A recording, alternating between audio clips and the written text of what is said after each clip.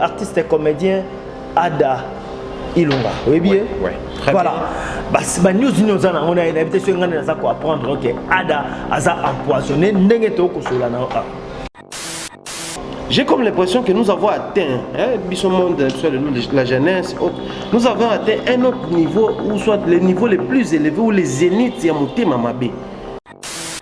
Poisson à effet retardé, il y a un malé menacé. Son mutabi qui souvent est affecté pancréas. Abiki mais pancréas comme affecté.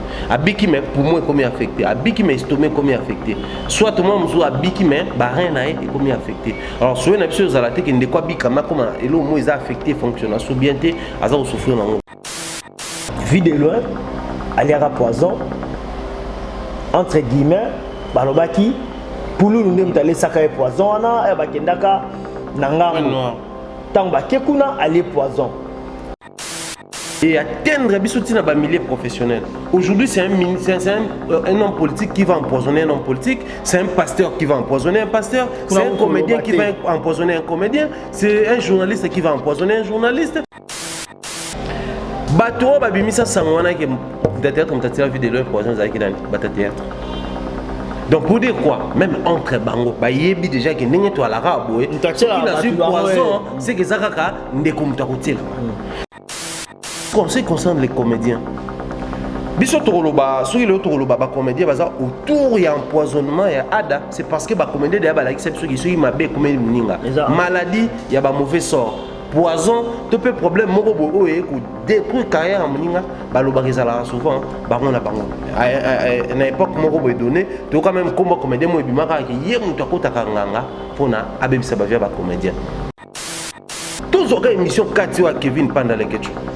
Émission na koyoka oya a clasher okuna oya azungsele okuna ye bandumba okuna ye biso bandumba tiyondo zaki ndumba okuna ya baneko bimana oyo okuna ndeko zungsana oyo ayiba boye oyo abwakela muninga oyo ayina ba conflit ba kotina yango za professionnel ba conflit na professionnel ba koki kosuka nango na profession et non bakende na yango na vie sociale to vie privée à mutu okoma niveau ya ko bomande ko na yo o tele poison au monde na lisusu te et pour oya na matanga wana ozolela pe ngala ola muka ngai na kola muko te poison bongo na kola muka soki sala mate penza ba ngai eko sala mapo pourquoi okoma na stima ya mutu wana ndeko te mombaya. Il doit d'abord se remettre entre les mains du Très-Haut. C'est-à-dire, il développer un moment personnel. Refuge par excellence et à la Kanzambi. Peu importe, lorsque tant que les médecins, praticiens et tout ça, ils auront juste pour tous les soins et les traitements.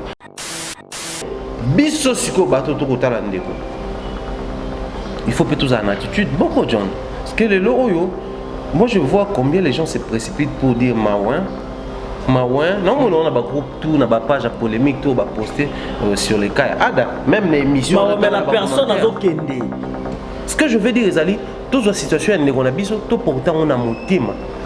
Et donc notre frère a trouvé la solution pour notre problème. On ne peut pas rester à se poser des questions.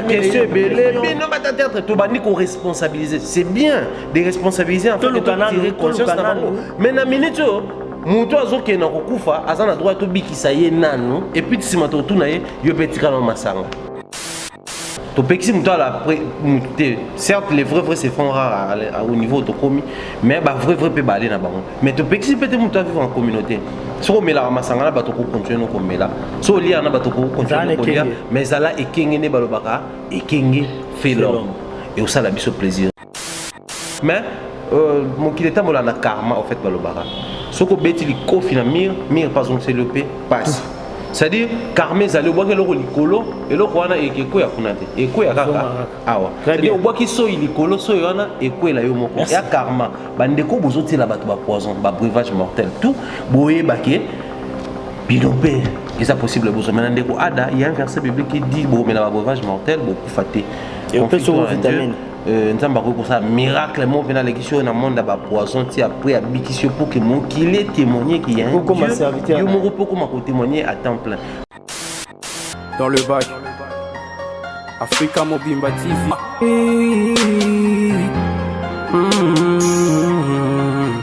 hey Africa Mobimba TV.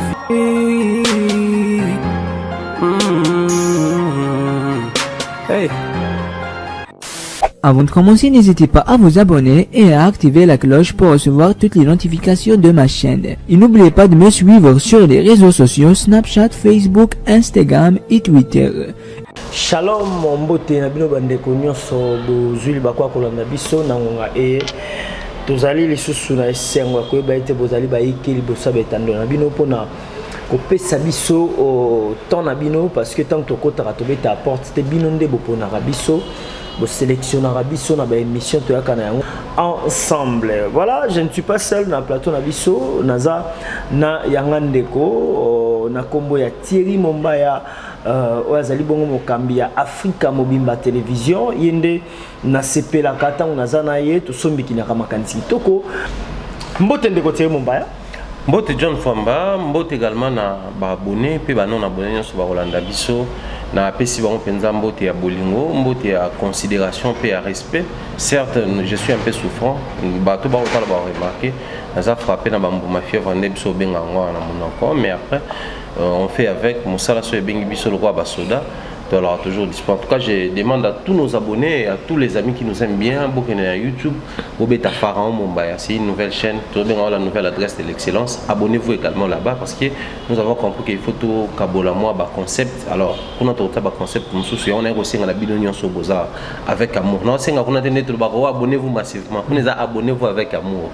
Avec amour, tous s'abonner pour nous, ça a ce plaisir. Voilà, nous ça va abonner à Shelby Télévision. Shelby Télévision, on a ballon abonné. Donc, tout bazar biso na Shelby bato tout bazana biso na Africa Mobimba bato tout bazana biso na Africa Info bato tout bazana biso na la voix du peuple ba chaîne tout na leka on a fimbu on a ba chaîne tout na leka basangana baya na Pharaon Mombaya Télévision ba s'abonner donc so betika Pharaon Mombaya na YouTube et bimselo chaîne moko wana boy pour s'abonner ça avec ce plaisir. Merci à JP Panda na biki o s'abonner très bientôt là ainsi que Sylvain Diès mon vieux propre na Suisse big salutation na yo s'abonner déjà Thierry Mombaya zawana Adjani Lota na Lyon pour s'abonner merveilleux Lukani na Paris s'abonner déjà kozala kitoko mingi penza Thierry Mombaya par rapport à Basijo na zana ngwa na kutoza ko évoquer na yo na bengisio parce que lo baka bien ça fait très mal oyebi artiste et comédien Ada Ilunga oyebi ouais très voilà bien. Bah news nous on a l'habitude sur ngana za ko apprendre OK Ada aza empoisonné ndenge to ko sola na bon, on a également on a télévision et pas les Ketchuk Kevin Panda dans la chaîne. Généralement, tu as vu que l'émission 4, c'est une émission Oyo. Les équipes on a battu surtout au début, on a peine à l'écart dans 4, on voyait artistes, bazoleka, musiciens, bazoleka, au départ les équipes sont pas pendant tout le monde a Yvette Kalombo, Ngai, Matika Songo, tous les cas. Mais depuis un moment, l'émission comment est plus pour les artistes et l'émission ne permet à Rabiso tout découvrir à un certain niveau, tant soit peu mode de vie na bango, n'engue bazalara, n'engue bavivaka, beaucoup plus na milliers na bango. Mais depuis l'émission ne banda c'était un étonnement, on a monté au Mikati Bakomi, Ada Ilunga, Azaso Kufa, tout ça poison. Oh, bah, titre internet, tonné, mais le roi n'a abonné, généralement, on a la émission, on a fait un andako. On a fait mais tant que on a Natala, je me disais toujours une chose, mais Ada déjà monnaie à l'égal à 4. 4 ans comme des fois, c'est qu'on a fait une zone pour les gens à l'écart. N'a n'est qu'un gamon andako, on n'a rien à faire. Tant on a écouté là, c'était avec un grand étonnement, avec un regret. Amertume, douleur, comme on a un jeune garçon émergent na âge na iwana qui se cherche si bien na milieu na bango théâtre et vous les voir comme ça empoisonnés, je te jure n'aurait pas si moko je me suis dit tant de choses bateau toi on a WhatsApp on a même ba statut dans ça là qui c'était pour dire aux gens que j'ai comme l'impression que nous avons atteint, la jeunesse, nous avons atteint un autre niveau, ou soit les niveaux les plus élevés, ou les zéniths, aujourd'hui, les gens vont expliquer à Moton, en tout cas, à poison peut-être pour la conduite, à poison peut-être pour la gestion, en mode de vie, raison cause à la multiple. Mais moi, je dis ceci, il n'y a aucune raison justifiable. Aucune raison valable ou aucune raison autre que mesurer au niveau à arrêter vie à Moninga. Peu importe ce qui n'a sali John Mabenini, il y a plusieurs manières où Aroui Kozongi Selanga. peu importe attention qui na keno ndenge ninde to ba nga machine OK na faux attends keno faux il y a plusieurs manières il y a raison que c'est la bague alors Ada Ilunga d'entrée de jeu je dirais à mon frère parce que c'est un frère sur l'arabien prendre rétablissement en tout cas surtout prendre soin de toi je pense au plus tard la fin de l'émission tu pourrais ba orienter mais j'aimerais le dire au début avant de analyser sur ma poison c'est bien de faire une émission en ce qui concerne Negazana poison c'est bien de dénoncer tout haut parce que net si nga dénoncer tout haut biso to yebisiko azana poison eza eloko oyo to bane koyoka autour ya ndeko na biso comment il s'appelle Michel Bakenda quand il se disait ndeko na lobeza poison ils a buzz ils a poison ils a buzz ils a poison to senga Michel Aleka quand émission de tout ça là to senga Michel Alekana a confirmé biso que ezali poison pour que nous puissions l'orienter Ada lobi moko ouvertement donc on n'a même plus besoin ya kolobaki Ada zo loba est-ce que ça non to orienter alors Ada alors lobby d'émission qui est parti mon on a on vite faire lobby abane ko kezo ba soin mais on a répétition ba fièvre vous zo nga net ça zo be la kaka ne médecin ne ba c'est non sans examen général na mutu na biso par moment nous définissons les choses autrement automédication bah ni tout ça et ça spécialité congolais même congolais avant dans la diaspora azana bisiko ko kezo ba soin mais les premiers pas ils ont toujours automédication. Donc on a et c'est un peu de si possible c'est bien la médecine moderne va soigner à poison parce qu'ils ont ici maintenant on sait qu'on a Ada certes il peut en même temps cause la prise en charge médicale mais qu'il vise beaucoup plus ça qui est dans est cannabis Goma Beni très bien Bukavu ça là est bien donc on les a au message tout ça au lancer et nos amis aussi qui peuvent orienter notre frère bah ça là un moment je pense que je vais l'appeler d'un moment à l'autre pour nous qui na téléphone pour nous orienter il y a une alimentation ici également au batega ba produit où ils allaient répondre aux prévention donc les azabo soit jouer pour maintenir parce qu'il y a poison à effet immédiat il y a poison à effet retardé ou bien un poison à retardement ce qui dit il y a poison à effet retardé poison retardé nous allons peut-être dire merci à Dieu parce que poison à effet retardé ça fait 4 mois déjà banda poison à effet retardé il y a mutumale malembe na c'est son mutabiki souvent est affecté pancréas abiki mais pancréas comme affecté abiki mais poumon comme affecté abiki mais estomac comme affecté soit tout le monde soit abiki mais barin na est comme affecté alors soit na biso zalate que ndeko abika ma comme elo mo est affecté fonctionne so bien té aza souffrir non soit na biso ali ndeko na biso qu'il arrête un peu de beaucoup apparaître ali mon peu dans la circulation c'est bien nous sommes informés qu'il est empoisonné et puis il y a 5 biso 5 seul au quoi tout bon de là mais en attendant je pense qu'on peut déjà analyser sur les faits.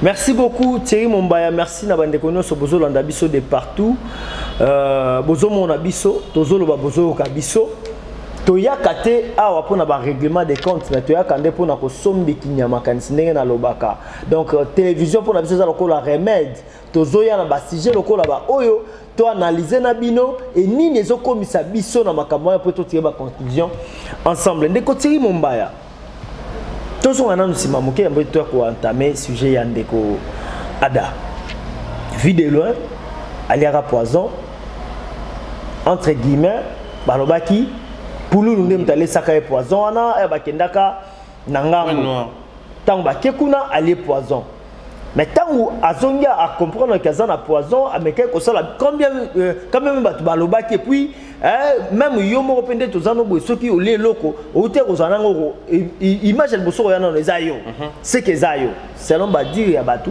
et comment que pulu mtale c'est poison mais bako mutu akoma na niveau il y a niveau na bango ya tête bana ba penelo so tel ba comédien belé je te dis non rien tout le monde a bango ba star ba ni na télévision ba te be ba lo ba mais en réalité na vie social na bango boy ba ça mais le côté na vie privée ba na le côté parce que ni ne comme ça bango na et ko ezo comme ça bango na bango muté mabe ba comme na niveau ya ko bomana ya ole sa muninga poison ezani bondoki ou bien za makambu 3 ans de la public et les biso tozo ba tezani John Famba ça fait mal. Surtout c'est le plan culturel. Dans la culture congolaise, depuis que les Congolais, la zone le beau derrière le banc en émission. Congolais au biso to yebaka. À l'époque tant que biso la guine en bas amitié, c'est un to komi buena moi qui t'attends. Ezaki kala, so bat bazo bunda. So babelika azoki, on a bitumba batiki bitumba bakimi. C'est-à-dire les gens ne supportaient pas de voir les sangs couler. Mais aujourd'hui, ezakuta azoki te mais na yeboye na te poison oyo akokufa akei na se ya mabele. C'est trop méchant et inhumain comme Congolais ou dans les chefs congolais. Parce que biso, à un certain niveau, les Congolais se définissaient un peuple courtois, un peuple hospitalier. Entre bango, bazara na facilité à se défendre, c'est-à-dire ngana jon toyo kanate on a appartenance, peut-être il y a tribu, il y a un tribu ngaza tribu nga, peut-être il y a clientélisme ngaza mutu na linga na kumisaka ye pas oyaye, mais surtout comme face à un étranger. C'est-à-dire que se sécuriser nous mutuellement et tu vois que la guerre na biso après. Mais aujourd'hui c'est d'abord les guerres qui prennent les devants, qui prennent les dessus. Tobosani ki bondeko ya ki congolais, tobosani ki bondeko ya makila tout ça biso tout ça se définir na bleu jaune rouge et drapeau na biso. Alors surtout to côté ce qu'on mona ke et atteindre biso tina ba milieu professionnel. Aujourd'hui c'est un homme politique qui va empoisonner un homme politique, c'est un pasteur qui va empoisonner un pasteur, c'est un comédien qui va empoisonner un comédien, c'est un journaliste qui va empoisonner un journaliste, c'est-à-dire comme ici entre biso vu que tu atteindre perfectionnement il y a manque à boyokani donc et comme il soutient ça là ba comédien par exemple na ba musicien ba ou la starisme ba ou la succès ba musicien ba monique ba petcho ba comédien ba on a succès makasi faut to éliminer ba té ce qu'on veut que comédien na comédien baza ko yokana té ba bomani parce que outi koloba un exemple simple à l'époque quand Charlie Nungi on a fait ses félicitations pour na libala na ya outé ko bala la semaine dernière tant on aura poison biso tout bana ko s'attendre à ce que tu yoka peut-être producteur peut-être bon tu es bien dans vie publique mibale on a toujours tendance ceux qui les comme le biso le bara azo moi ça basi na biso ceux qui les comme le bango on a toujours tendance le bara que non azo mibale ba la vie publique est là bongo na biso ba pandisango ba comédien ba musicien tout tourne comme ça donc tu as exposé na ba cliché wana o ba salé la biso. On s'attendait beaucoup plus au Canada. Que non, vu de loin, c'est que moi, si moi, mon continent na Braza, ton point noir, mais la première information est sur qui là. Il y a que, vu de loin, mon lié poisson, ça mon théâtre. Avant, on a détecté, c'était d'abord Bané Koloba, mon théâtre, mon salier. Alors, ce qui est avancé, et qu'on rejoint ma cambo ou na loba. Ce qui est lobaka et pas battre théâtre jusqu'à preuve du contraire que vie de l'eau va poison à souffrir parce que je dois dire jusqu'à preuve du contraire les retombées sont encore là nous on a biso santé na comme nanu rétabli assez abika na poison et si abika na ba maladie nous sur bana ko déranger maintenant nous à retrouver santé na bato ba bimisa sangwana que théâtre mtatira vie de l'eau poison za ki dans battre théâtre. Donc pour dire quoi, même entre bango, bah yebi déjà que n'engue toi la raboé, ce qui n'a su poison, c'est que ça kaka ndeko mutakoté là.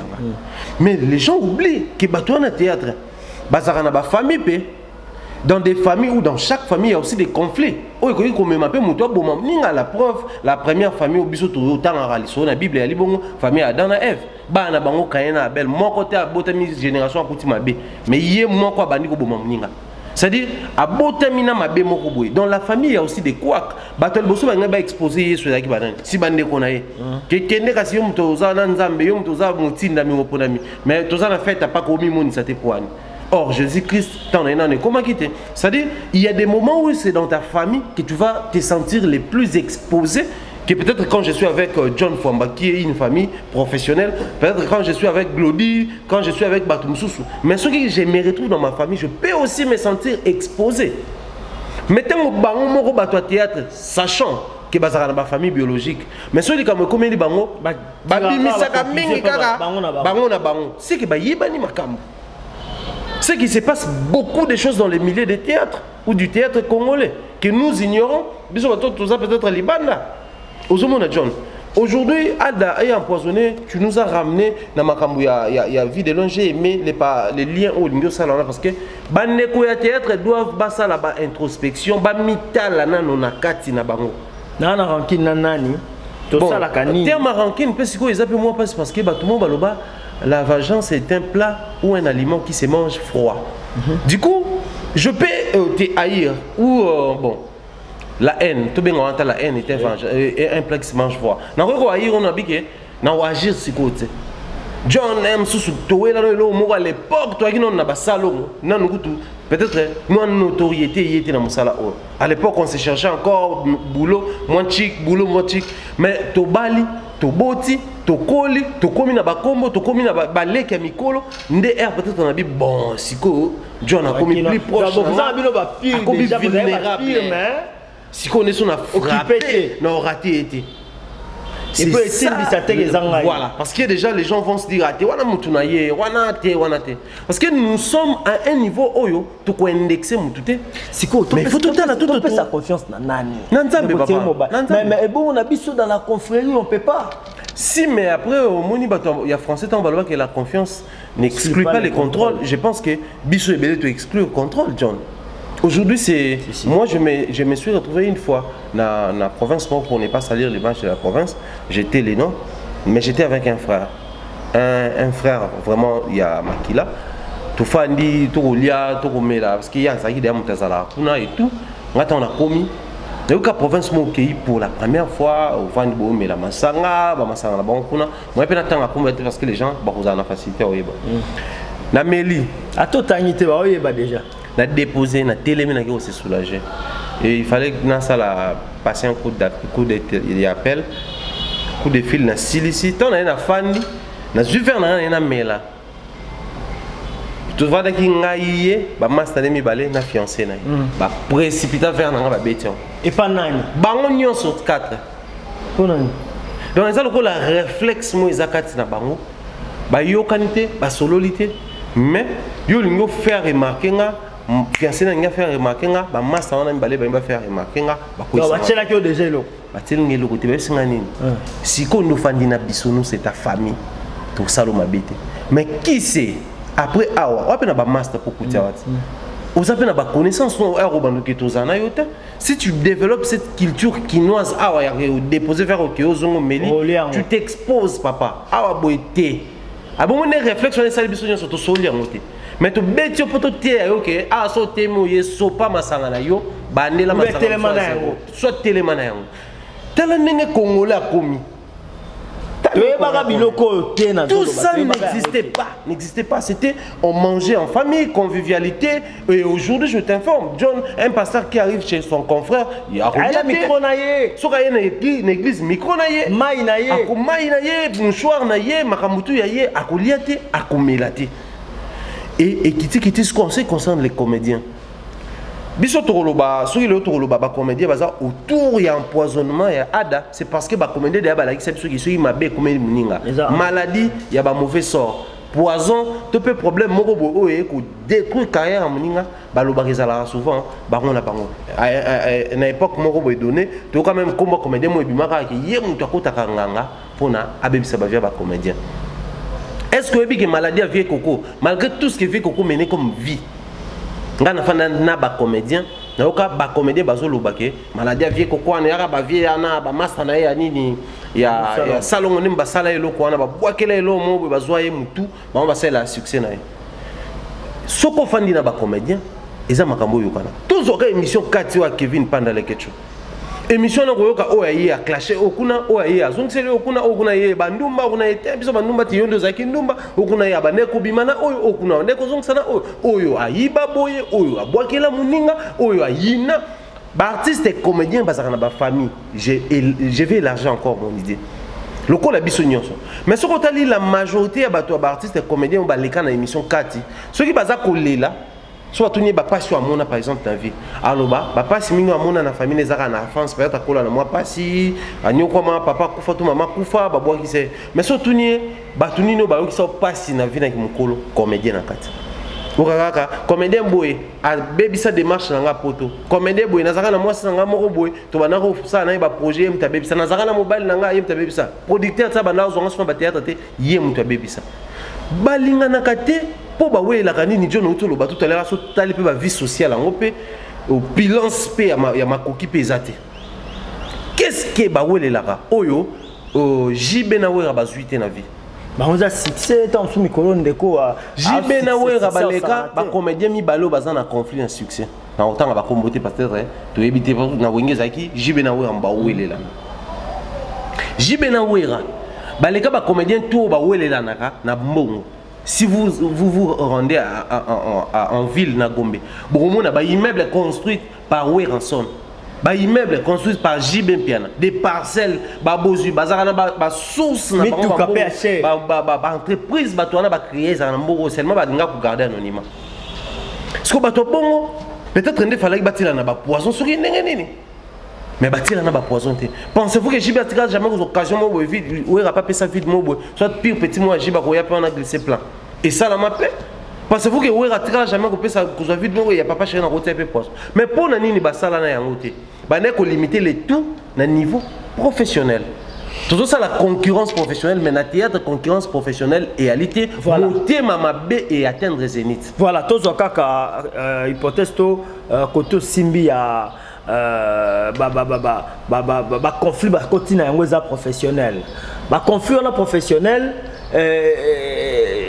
ba koki ko suka nango na profession et non ba kende na yango na vie sociale to vie privée ya mutu okoma niveau ya ko bomande ko na yo o tele poison o mona eli susute et pour oya na matanga wana ozolela pe ngala ola muka ngai na kola muko te poison bongo na kola muka ce que ça la maté penza ba ngai e ko sala mapo pourquoi okoma na stima ya mutu wana ndeko teri mombaya azana famille ana mwasi peut-être apena bana o lelo soki obomi yende obunda po famille na ezoa ela mais au quartier pas ça baton so na mutu na yo et problème musutu wana ngo ya ndeko na biso ada alobi pendant que ye azaki na kin poison na liango ça fait 4 heures basali examen bon a évité ce ba eba que poser c'est combien de temps na voilà alobi et sali 4 mois. Il y a le Azaki a effectué un voyage à Dubaï, à 10 jours. Retourne à Ndamoni, a comme quoi affaibli. Elle a accueilli, bah, ça l'examen, bah, tel poison 4 mois déjà, poison dans l'autre. Ce qu'on a eu, Moko, son l'année, bah, dire, n'a pas propos, n'a pas marre, on a passé à lobby. Mouto a sali n'a pas boé, a okufa kaka. Atanga na kufi, y a pas un jour, a okufa.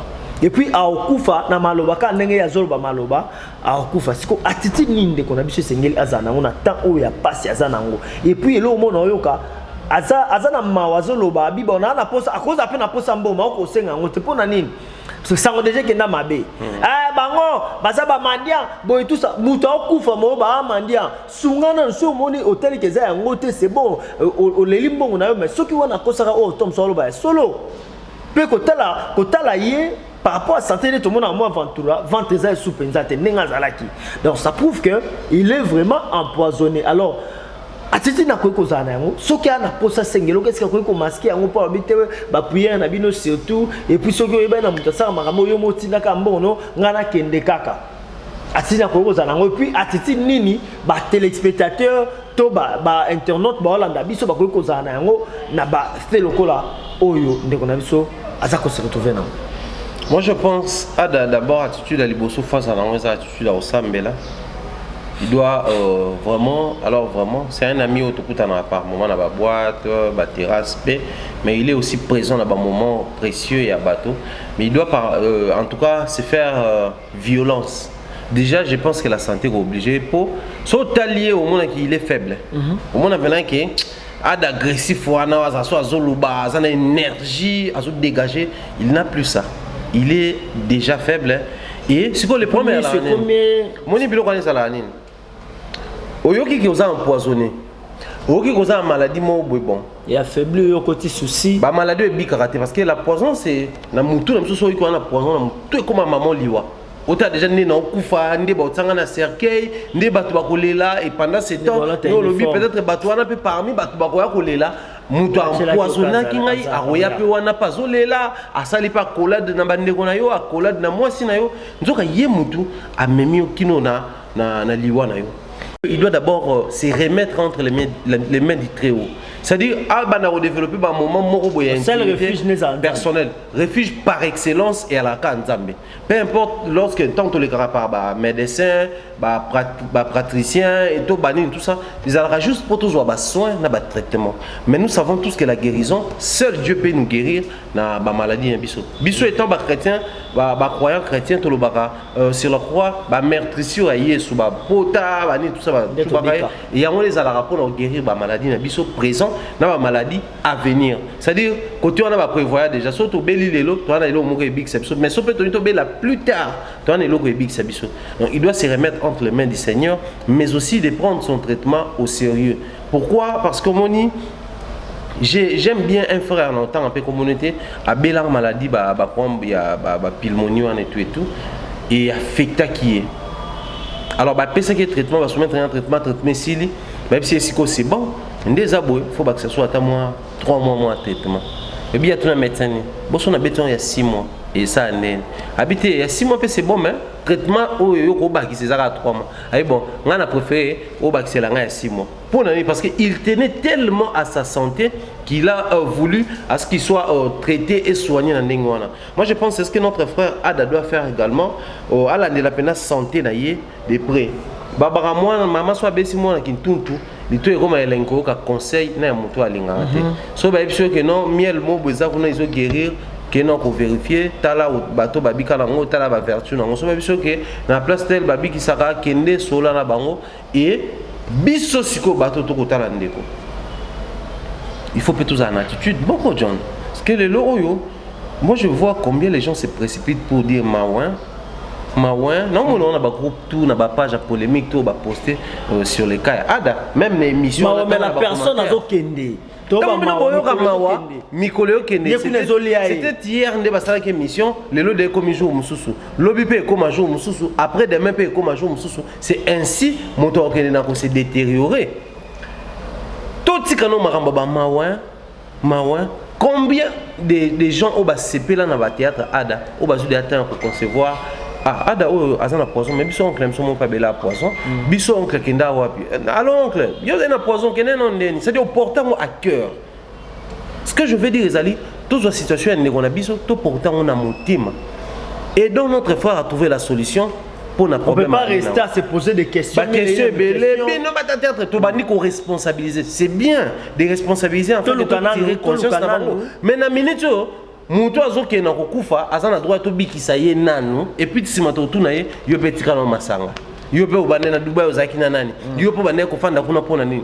Tout ça il faut y à second lieu. Cherchons d'abord à aider notre bien-aimé frère, s'il vous plaît. Même si nous réalisons des émissions comme ça, c'est beaucoup plus aussi pour attirer ou tirer l'attention à Bino. Vu la gravité de la situation, tout le qu'il y a une solution.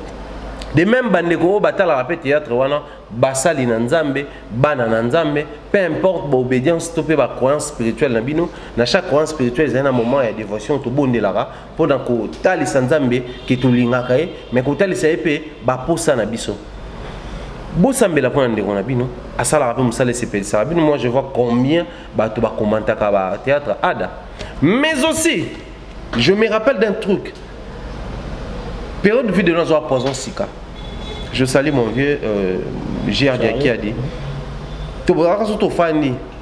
Ceux qui te regardent vie de nos poison, c'est que mon foie aidé à qui attaque Goma. Mon tourné à Sirnani. Tu es bien maintenant ton temps comme général grade à Kumba. So tali ba théâtre tout est vide de loin ça c'est général grade à Kumba.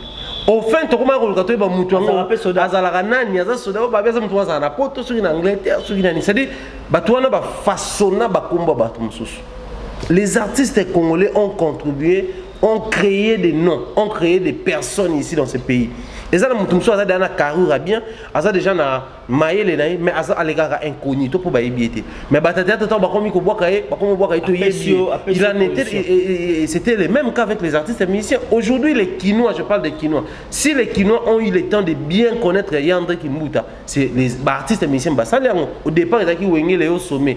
Yandre Kimbuta. Tu as découvert la politique. Adam Bombole, le bourgeois gentilhomme.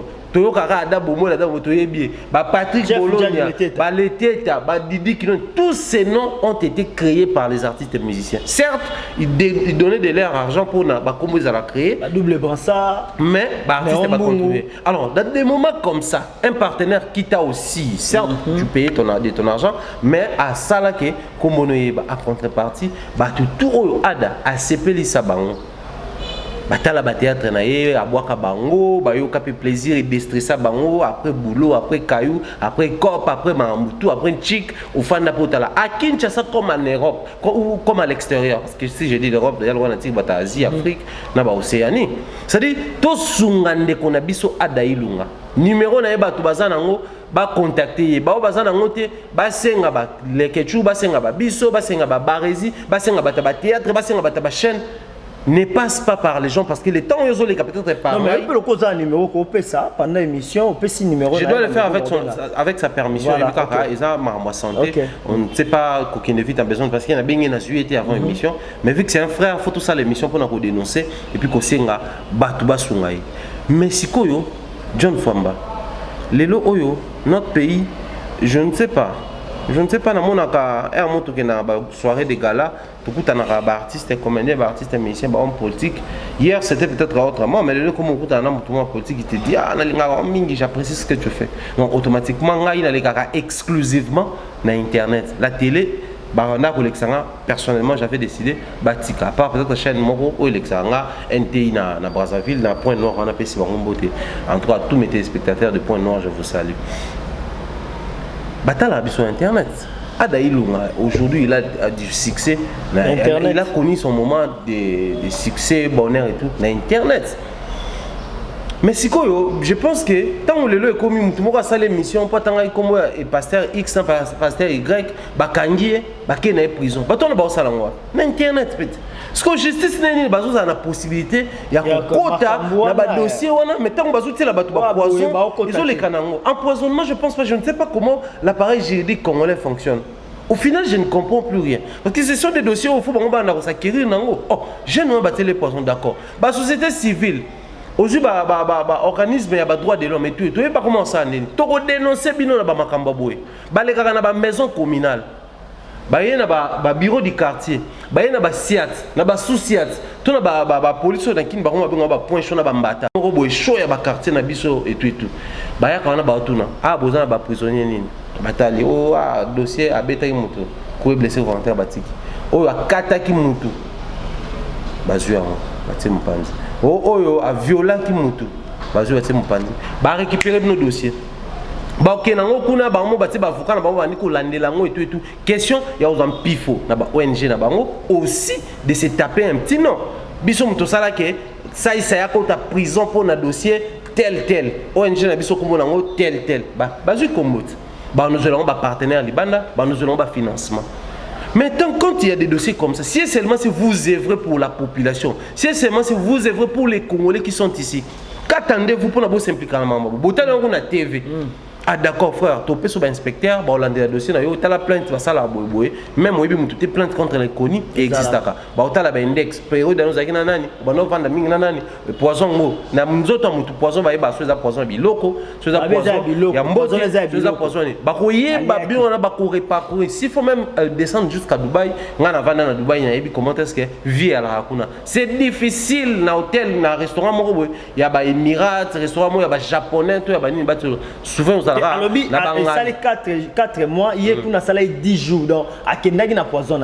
Oui, mais après, qui sait 4 mois, il y a probabilité, peut-être pas de l'encona. Tout comme pas cause de la A. Ça dit qu'on reparcourir, tout, jusqu'à ce que qu'on s'orienter par rapport à l'angle. Mais l'État n'a pas besoin de et j'en appelle les gars. Je ne sais pas trop comment ça fonctionne, mais il faut dénoncer, dénoncer parce que la justice est pour Nabiso. La justice est les Varamboka. En français, la Bible, la justice élève une nation. Soit qu'elle a pas parquet, pas cour, pas tribunal, absolument comment on peut que la justice élève une nation. Mais la nation congolaise n'a pas besoin d'être élevée ou comment, je ne comprends pas. Puisque nous avons des problèmes comme ça. Et ça que justice est quota et pour si ça va fléau il y a poison. Oui mais après l'arrestation comme on s'en suit vraiment qui s'est calmé qui mutu parce que quand empoisonner mutu ils allaient que boma mutu dans un crime ça la rare mais aoye banate na place ka chubombeli ba okanye c'est le poison qui est en douce ou en douceur. Moi je pense que si la justice se saisissait attends na kamo ko kaka ya ba poison to yé bien ça influence et l'autre mais un autre grand étonnement to kaka ba politique va faire la poison des procès sans que le pasteur également le pasteur meurt dans ba poison des procès sans que Michel Bakena venait d'être empoisonné. Il est empoisonné. Oui, parce que jusqu'à preuve du contraire, mais il venait d'être empoisonné sans que également à d'après ko bakisanga na kata panoplie ya bandeko bazo ba poison et ko le Canada sans que. Alors, j'en appelle à la conscience individuelle, à la protection individuelle, à la surveillance individuelle. Tout veiller na bon moyen biso papa. Rien ne vaut la vie. Si on a entre bango ba comédien. Est-ce que zana moi organisation européenne ba komi kolandela? Ah papa, organisation on a ba NTPC ba ni tout ça. Tout ça. Et nous vivant, nous réellement vivant, ceux qui to kanisa et tout. Il y a des autres associations là. Toutes ces associations là. Lorsque baninga na bazo ba maladie pour maladie bon c'est autre chose hein. Maladie ça peut venir comme ça, tu éviter source nango ba cancer banin tout ça bon c'est bon. Cancer on appelle ça sur le. Mais ce que tu lobine ti poison boye pendant que ndeko na ada za na poison. Ole bo bana kotonga pona minute ba groupuscule ya ba comédien zali créer baza kotongana. Ada wana ndaka ngama trona o kona seki zaka yemta ça donc. Na minute bato ba kangama na ada ba komi déjà mal vu hein. Parce que bana ko sointer muke zo tanga muke ekozanga ote bato pe ba luka occasion ko enflammer ba situation c'est ce qu'ils vont faire maintenant minute on ne connaît pas mutaza ko zala détériorer les poisons na kata nzoto muto détériorer ko bebisa makile ko bebisa ba intestin ko bebisa ba ni tout ça appareil ni ya nzoto ti muto ko kenda na liwa ce qui kisa malonga et quantité mais en attendant qui c'est ça kokota quelles sont les mesures que vous prenez étant ba aîné tout bandeko ba confrères tout bas collègues tout bien. Rien de concret. Donc, John, ça fait trop mal.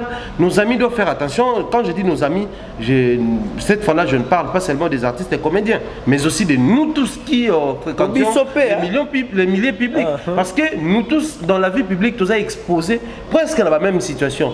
Mais ce qu'on vend, il y a poison, les autres, ça, ma pas comédien, tu continues à dénoncer parce que c'est comme si l'homme est propre à Bangoa. Na minute, na politique poison qui t'a.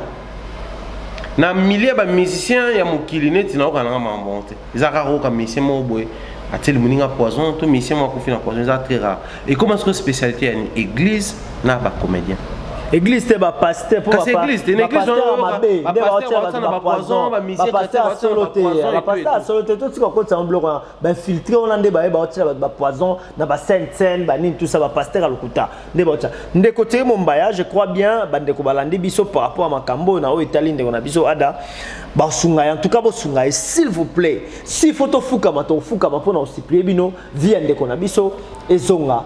Et puis, Nzambe a kozanga te ko pambola mino surtout a ko contribuer. Le lenge nyonso contribuer. Ezana prière na, ezala na mbongo na yo. Tant soupe a ko pe ko bima na mboko ke kozo ba so approprier. Na ba wela na c'était parce que ezama bete. Na end ba soigner na bango poison bien. Ngala nzana témoignage de comment on a ba poison na ke na end. Mais un an to kaka end nzoka mingo ba na end musu ba na Vietnam ba côté kuna ba soigner ba poison de fait parce que ba makasi na ba breuvage na bango ba médecin. Mais aussi biso apeto wana est mboka côté wana ils sont forts. Place Outa, place ba sala. Pas forcément Outa kuna. Poison Outa ba place nyonso parce que déjà les mots poison ils appellent la lingala té. Ils a relaxé que moi mundele pas na loko so a mélanger ça le breuvage mortel. Oui. Seulement biso et loko moko il faut tout ça les ali tout orienté ndende. Mais ba tu ba la biso on ba tu ba na est pas forcément. Moi je crois pas trop à ça parce que moi je connais nos amis aussi du Congo central au bâti là bas poisson.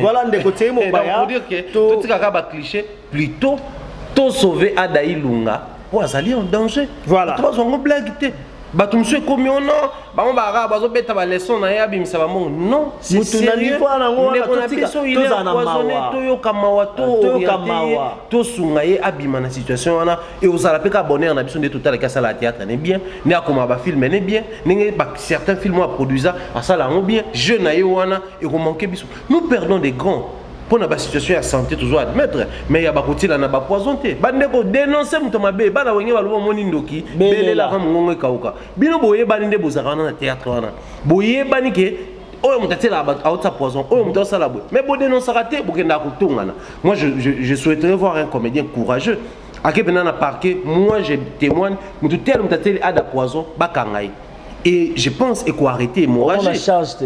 Charge oui mais après au sauver ba milimo ba te belé parce que si c'est quoi na hôtel na ba poison ba teli ada le lolo ba tela ravi de lo qui c'est lobby hôtel là yo mto yebi ka mobombi obo so lobby zayo ngai o meko tela journaliste poison na yebi papa oh ça nous allons dénoncer biso mutu ko sakanate biso to loba solo parce que voilà on finish to entamer dossier ya ndeko Kabamba Masasi nini komeli surtout mona alobi alinga mi boma baninga to mona ndeni to kosunga via ndeko na biso ada olinga kufa esko abozo linga kufa na ye na place ada donc akende avant ba mi boma po le pangu na yendeko ateki mam na bango a famille elingo lata batunya ça. Non mais en fait vie publique ils ont lié biso na public. C'est-à-dire le vieux Mas Kabamba c'est quand même un artiste et comédien ya kala o tilelo azo continuer ko se payer sa bateau. Na jeune parce que fait Kabamba so ba notala ba théâtre na monsieur ba théâtre de chez nous certains pendant raté en parce que zaki kara ba TV bine zaki total on ba une fois biso ba mususu zaki ba no linga total ba théâtre na ko ka tanga ba livre ba tout ça c'était très compliqué pour nous. Maintenant on attend on a YouTube parce que tout est dans YouTube. Tant on attend là c'est là où je vois que le vieux a gardé son jeu et sa naturalité. Neta kitatia soit il y a ça buzo ba ne ba blague na buzo ba na tile lo ça là. Et c'est une spécialité à vie masse autre, c'est pas qu'on perd. Mais Congolais, j'aurais dit. Congolais, sur un problème. Attends, la maladie mortelle, la sengaranda, mais nabi kaka. Attends, mon gars, c'est une maladie yo. Au bikate, au tkalina 1 mois. Annoncé on va passer à Teba Yababon de la Pona, Nzama Limisaye, Nzele Fungwama. Hier, nous sommes ensemble la Pona, Nzama Biki se kaka, malaka. Attention prophète même c'était nzambe data c'est ko fatia nous nzambe pardon na bi kaka ça dit oyebi même pas ni ba longo na muki peut-être c'est pour ton bien mais na bi kaka parce que soko moni congolais de souche à l'équipe na TV pour dire que bazwa amna ngana mo senga nzambe na kufana ngata ça atteint un autre niveau c'est que ça n'est de trop il faut tout à l'heure autrement ça nous ramène place tout le ba tout à l'heure ba famille na biso ba roboma biso ba to musala na biso ba ko memangam famille ko bomayo muto musala memi ngambo famille ateki lupangu botie mal à l'aise bato misala ba komi ko se préoccuper koleka pensez-vous que vieux massa c'est dans la famille mais il a la famille maintenant on le la biso mo préoccuper biso zela na continuer na mutuna po okoba ndeko Masasi azolela bateki lupangu pande ko naye. Bon bah Masasi azanga kindenga ko bomba mikanda ya lopangu na ye comme na maboko ndeko ndenge nini et puis qu'est-ce qui fait que ndeko na ateka lopangu na consentement na été. Bon selon version ya yemoko ya vie mas ndenga lobi ke atikela ndeko ne lopangu alors pas que yazaki na atikela kabelier non atikela ke azo gérer lopangu na fandi na kati et tout ya kenda ki West Afrique ndezala ki après ba complication 10 ans kuna c'était son frère wa bandaki ko teka lopangu pona ya comme poto et puis à s'organiser kuna na bato na pour que déjà pour ça qui est poto rejoindre vient na poto et après c'est ça marambo comme na ba famille mingi to ki masola poto bo eteki ma pango pandi même ba famille ba ke kabole pe ba te belé ndeko pas kenda tazan kin tellement. En famille, il faut les malheurs, c'est qu'on ne sait pas choisir sa famille. Tu vois, tamara au kuti on est dekonayo, to ndekona bota makuti ke on est dekonanga, au kuti on est maman mtaboti ngayo, papa mtaboti ngayo, c'est-à-dire on ne sait pas choisir sa famille. Y a un moni, ils a compliqué. C'est les tu éviter tout condamner Nzambe, tout condamner Mokili, tout condamner ba parents parce que tu pona tes places to botama même les pays où on a tout intérêt de faire du bien parce que tu pona awate tu vandaka tu botami un bon matin tu une bonne soirée un bon après-midi bo ça bande kona bango il doit vraiment c'est une histoire de famille je ne sais pas trop rentrer mais bon ba procéder alors parce que mutateka le pas on a consentement na yote à peine Kenya moi je pense que nous sommes à un niveau tant au biso to le l'état azale kito yana les qui n'est propre bon les qui nous ont cocaté ko maîtriser na ndaku et puis même na TV siko ezani ni po maman Olive tela biso likambo to maman Denis non ya singine pe mututé en tout cas te metango bimine ngona na mona kufa nanga non mais vers singite senga kufa parce qu'il a souffrir il est négligé aujourd'hui presque pas considéré parce que la famille na yeto na milieu na communauté la communauté comment on vend dans l'école qui sont sur lobby bon malgré qu'ils sont sur le bagage dans la quartier mais peut-être qu'ils sont sur la quartier la côté c'est comment il y a qui sont sur papa moi je connais moi naebi moamba en fait naebi matetelemba limité qui sont sur ngaba au moins il peut soit commis dépasser ça ouais ça je comprends donc c'est pour dire que une histoire de famille, oui, mais lorsqu'on veut brandir ou valoriser l'état des droits, on a aussi intérêt à s'il faut faire arrêter une personne, tu vends ma parcelle sans mon consentement, soit j'accepte, je cautionne, je te pardonne en avance, soit je te traduis en justice. Je te traduis, peu importe les liens familiaux ou les liens, je te traduis en justice, tout ça, nous, on comprend parce que même ceux-là qui achètent Babylone qu'on a banné nous sommes à reseller. Beaucoup de gens le pango vient me connaître oh tegela qui ont certains amis quand même na droit il y a des procès ça là 20 ans après bakolo mapango bazo mapango na bango moi je connais des procès comme ça. Est-ce que savez-vous que le pango papa liyo lo limbe à l'époque ton maman bakimaki na période à Mobutu parce que bango to baketa exil. Le pango na itikala ki zaka batu musu vraiment avant na bato ya pouvoir ya musée. Mais après tant que a réuni bien à bateau awa zongi awa ba organisme le quoi qui est un grand professeur ba zongi ici awa ba rapatrier ma ramte ça à récupérer le pas on a arrêté le zonga arrêté donc pour dire que même après 10 ans 5 ans 20 ans même rôle de procès là yo malé mais bonne difforme pour réussir. Et ils ont la chance d'avoir un avocat le vieux Faustin Soukar Elombe. Actuellement c'est un avocat après ta serment. Est-ce que va me baler d'abord proche d'ailleurs bisoto yoka monsieur le Carabien Elombe pas encore quoi bisoto yoka même déjà que pour venir biso longa bakota ba Côte d'Ivoire na ba niazonga boye ba ezaki même ba venir biso ba pesa ba Elombe pour bazong sende on ba notala ah non mutu na biso azo ko vanda kuna to yoka sufrita zonga koto yaka neve nyosh to yoka ke Léo Sommet a poto bonne zonga la musique à succès au sala nda zonga pe abu ba vimba mama le lever masque quand même on les gambani nga siko na ba comédie parce que ba comédie ba na bona monga pe vieux masque azonga la ko vivre son également ba producteur mutu moto ya pena boy vieux masque soit $50,000 que son balpan azati génération ba didi qui non to na mona ba benye be que non na Goma nini éruption en Iragon et Salami. Basa l'émission directe à Zakaï Baba, c'est tout $1 pour la Goma. Tout le monde a pena grand pote de qui n'a benga $100,000. Mais quand maman ba SOS, nous on a le boulot ba $1, ya benga tini $100,000. Bata bongo ba souté. Te bazali. Ba neti nani. Te total à te pour bazali. C'est bazali, te poso bazali total il dit que à pied sur l'hôtel. Maintenant ça à l'époque. Ban Jeff Jack l'été. Le somo maintenant ko to monate. Ah mais on a lemba, on a lemba. Dans des dîners sur la lemba ça. Tika papa, on a ba supposition. Bato ba supposer kaka eza nani mutu to mona te biso tout toyebi ke bato bayemba ana mboko balinga bayeba ba po olinga bayemba yo po yo moko yeba na te menga na yebi na mona ye déjà je sali Gracia Katoto ndamona ya zate ndamona ye na kana Gracia Katoto vix el ndamona ya de sel ndamona ke to yokeza wilika embe vrai le ngape na mona tika papa yo mona ba mise kutu bayemba ke baluka ba mone mais tuna wera amona Gracia Katoto na olo akosa yo Alexa mutu mususu wera mona ete jiba mona ete fale mona ete fera mona ete même Kofi voilà, mais voilà, non, pour dire quoi les artistes et comédiens, si seulement si vous aimez les vieux, vous êtes préoccupés pour la santé. Ceux qui vous moni, moi, pièce Moreza, vous savez Kevin Panda, ça les ketchup, on a félicité, on a genre Vimwanda à côté ici, puis dans ma pièce. C'est-à-dire chaque fois il y a tournage, chaque fois il y a le mobile. Qui fait pas Kotara? Moi, 30 ans, moi, 40 ans, moi, 50 ans. Ceux qui viennent dans moi, à Betikaka, 10 théâtres, 10 films. Donc, ça, vous savez que $50, tu as récupéré. Mais on a de quoi nourrir ses enfants. Par mois, si on coûte à $500. Au moins, c'est bon. Ils ont déjà moins bien. Tout ça, la banque a $400 paix. Mais on vivre paix et tout. Donc, c'est possible. Tout ce qu'on a fait dans Bisso, le pan la vie continue. Mais tout ce qu'on a fait. Parce que ça va revenir en haut. Oui, mais quand tu as une émission, soit Ingrid Kabon à lobby, tout le monde ça va vite aux savanes pendant qu'il y a un niveau de météo. Donc, c'est que même il y a Roulian en Naku, ils ont manqué. C'est à s'organiser. Bon, il y a un comédien, il est grand temps. Au combien de mois $3,000, aux 1,500 au footy. Ça, le roi fiston, ça, le roi les sobé. Aux 1,500 qui voyage au Zongi. Voyage, moi, à Mathieu V.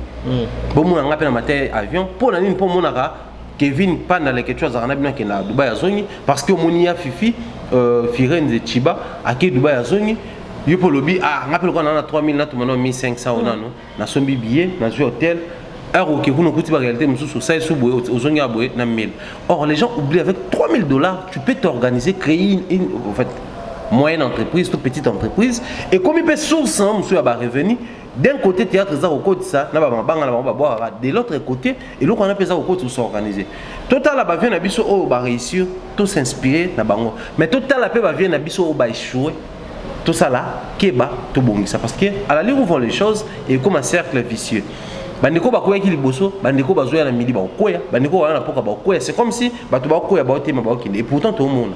Fabrica Saïman na nzembo mona ensuite c'est les sessions là. Abi mota koyi na ton escalier. Abombate. Aibi ça ba to ba matana midi, base à la prudence. Voilà, merci beaucoup de côté Mombaya, ça qui plaisir pour Nabiso Tolexi, bon moment ensemble mais attends, il y a pas sinamotema, il y a comment on bande ko Nabiso, bazako linga ba kufa.